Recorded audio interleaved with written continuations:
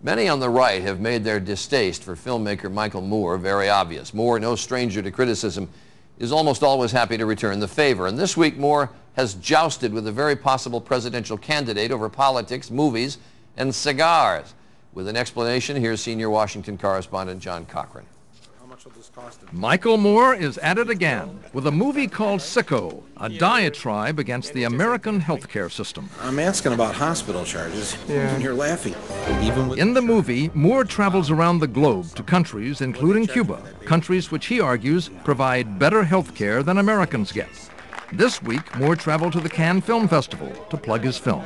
My thinking in traveling around the world and seeing your system, and the British system, the Cuban system, the French system, is that what we should do as Americans is what we always do. Just steal the best things that you have and just take all the things that each of you are doing right and put it together into one system and call it the American system.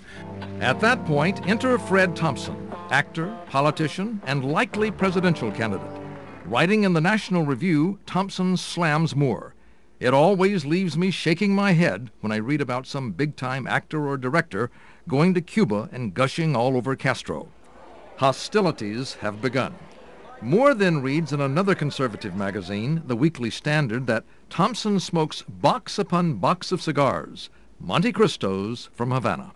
Moore fires off a letter to Thompson accusing him of hypocrisy and of supporting Fidel Castro and the Cuban regime by being a purveyor of fine Cuban exports despite the trade embargo. Even though Thompson works occasionally for ABC Radio, his friends say he has little regard for traditional news media. So he retaliated not with a news conference, but with an online video dripping with sarcasm. You know, the next time you're down in Cuba visiting your buddy Castro, you might ask him about another documentary filmmaker. His name is Nicholas Guillen. He did something Castro didn't like, and they put him in a mental institution for several years, giving him devastating electroshock treatments. Mental institution, Michael, might be something you ought to think about.